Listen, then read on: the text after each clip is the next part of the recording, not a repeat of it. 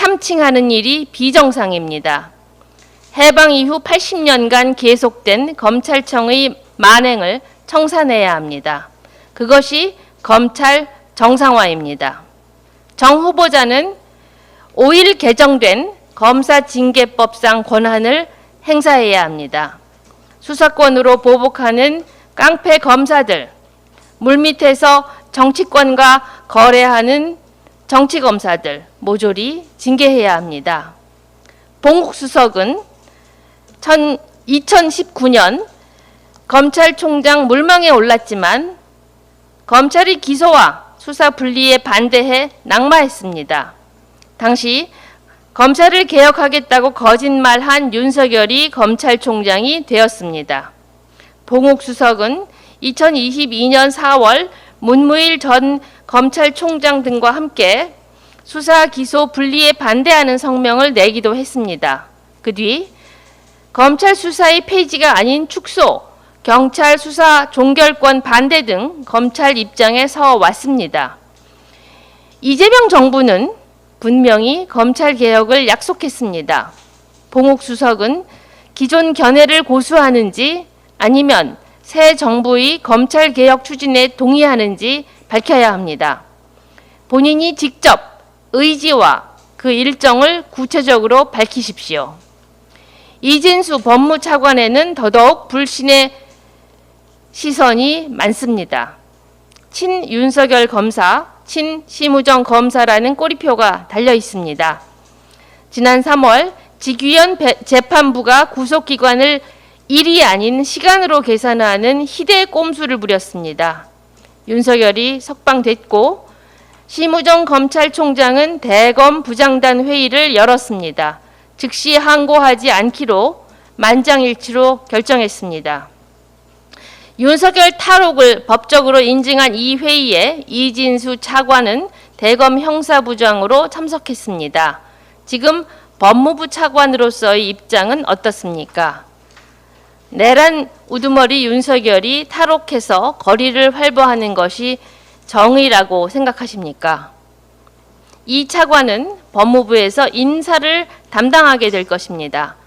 난파한 윤석열호 검사들을 구조할 것이라는 이야기는 사실이 아니기를 바랍니다. 이미 두 사람에게는 검찰 조직파 검사들이 다양한 방법으로 접근과 회유를 하고 있을지도 모릅니다. 경고합니다. 단호하게 선을 긋고 검찰개혁 의지를 천명하십시오. 그간의 과오에 대해서 사과하십시오. 그것이 이재명 대통령을 배출한 광장과 국민의 기대입니다. 감사합니다.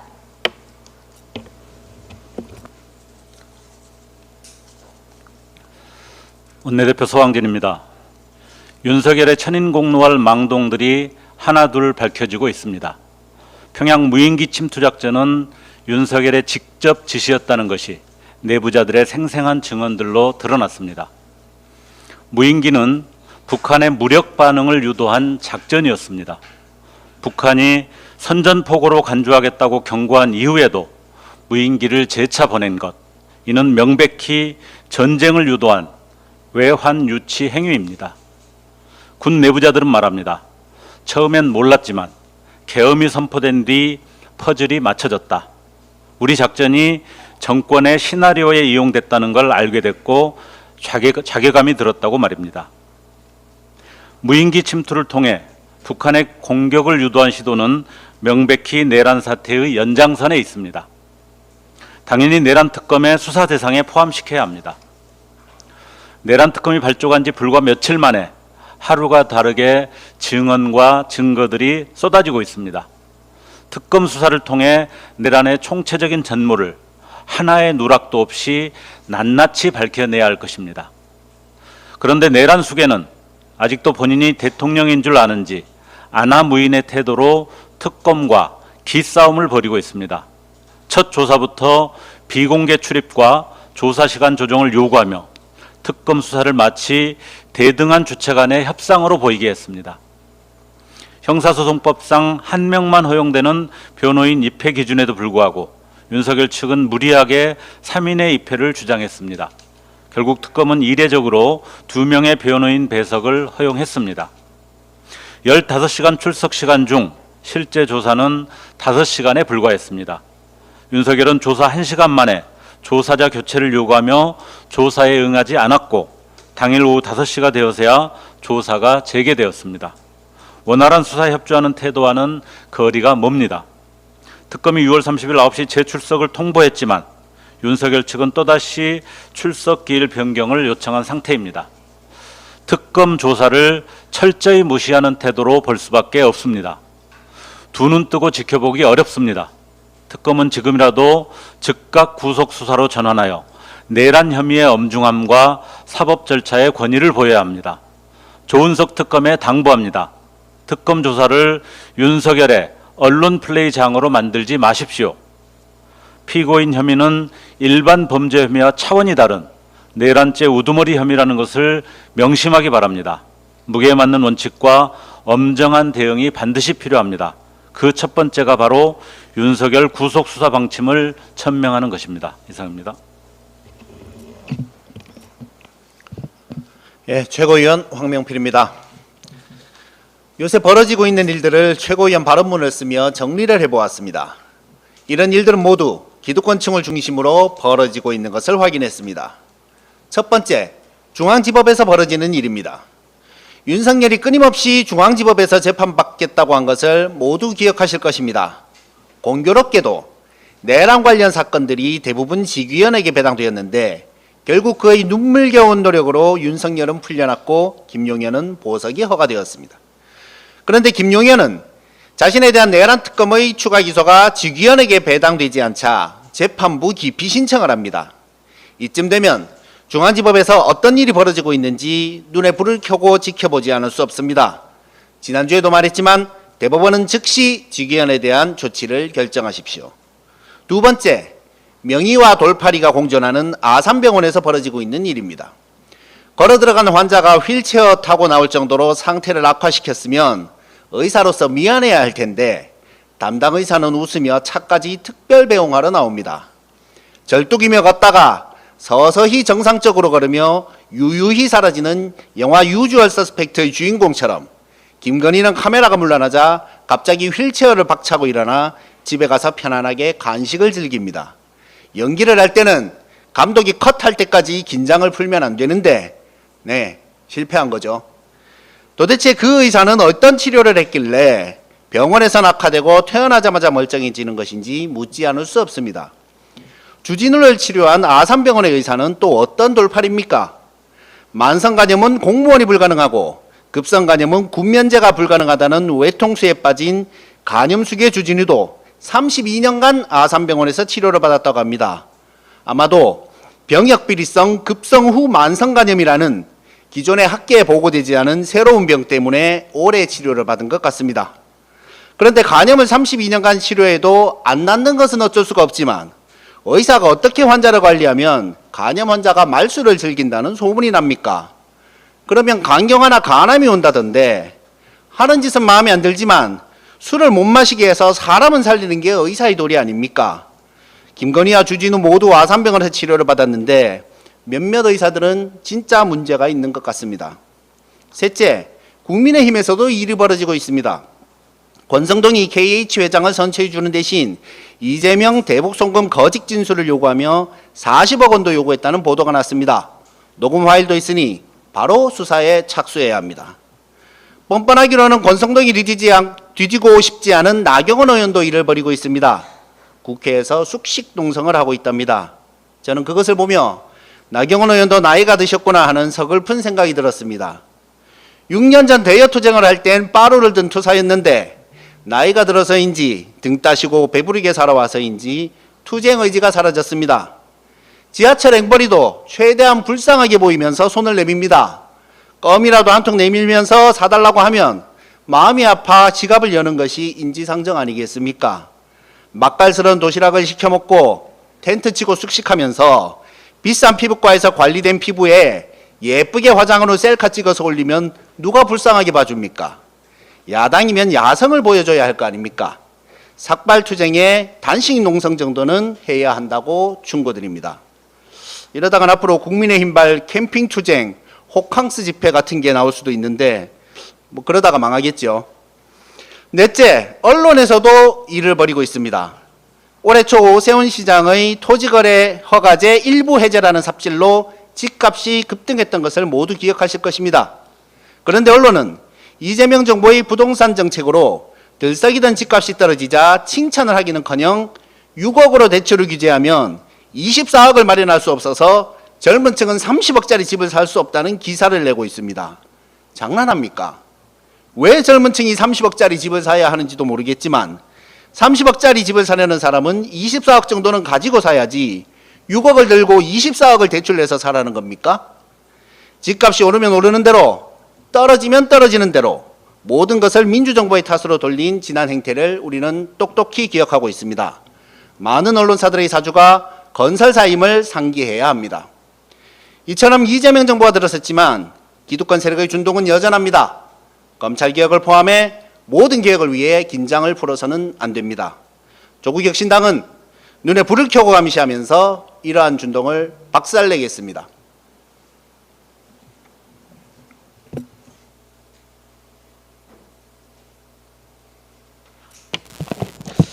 안녕하십니까.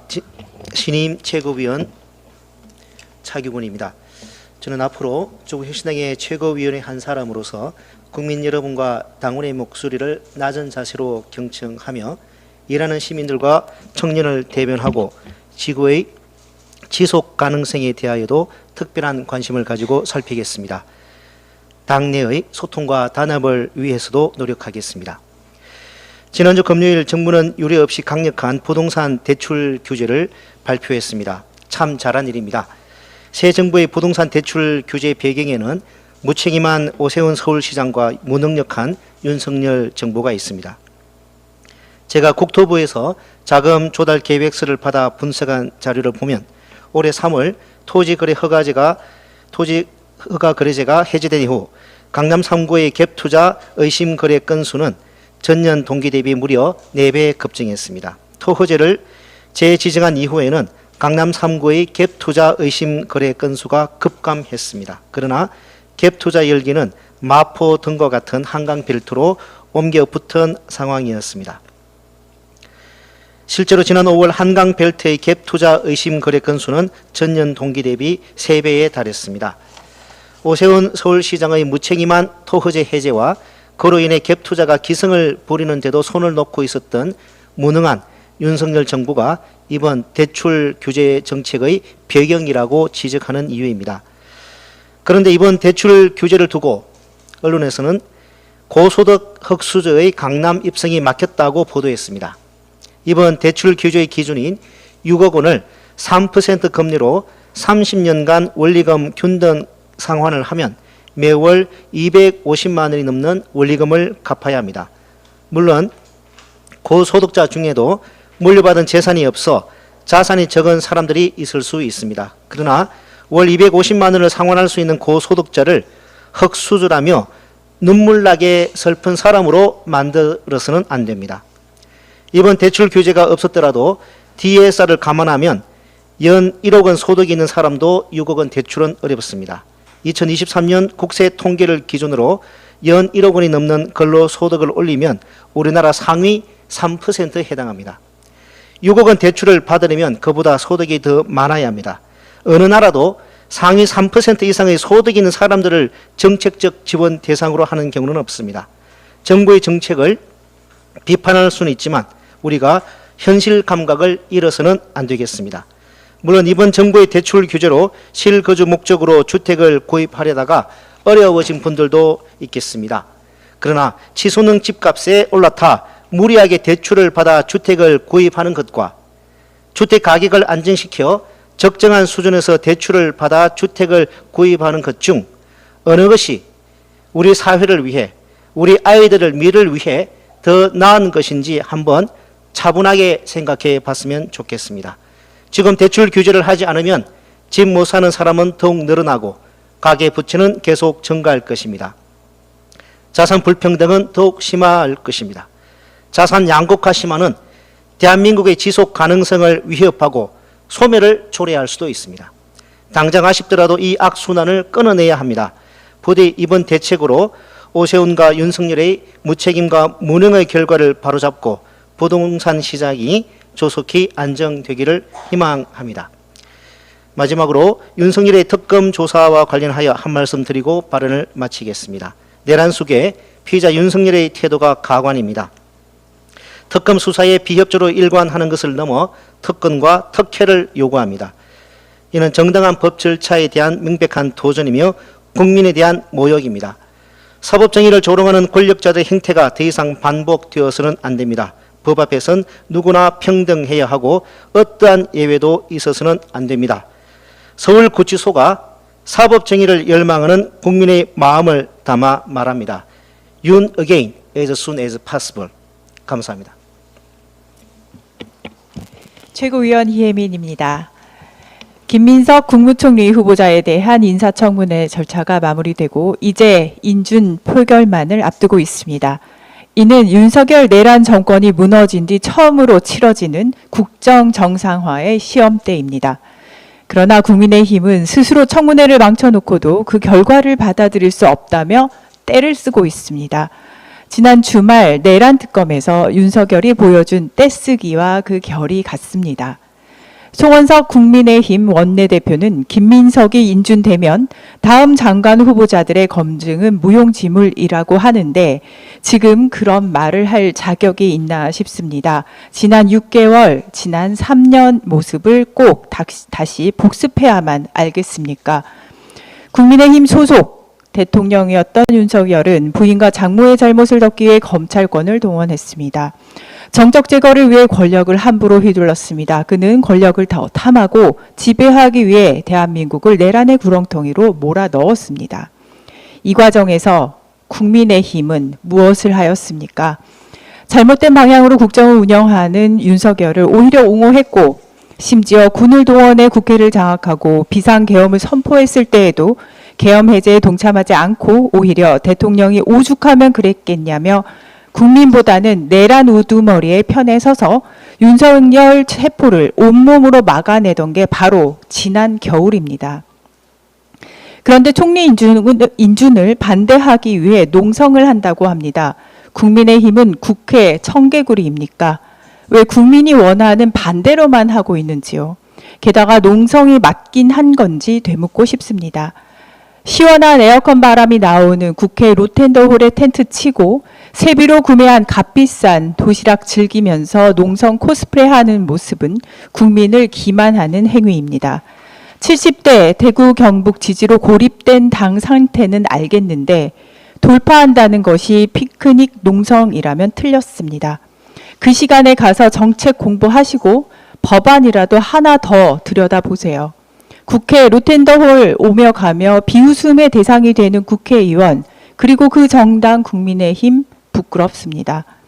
정치의 본질은 국민의 삶을 지키고 국가의 미래를 책임지는 데 있습니다. 원래 하던 대로 정쟁에만 몰두하며 떼를 쓰는 정당 국민의힘 오래 못 갑니다. 정치가 국민의 분노를 방치할 때 심판은 더 매서워진다는 것을 명심하기 바랍니다. 이상입니다. 네, 이상으로 118차 최고위원회를 마치겠습니다. 수고 많으셨습니다.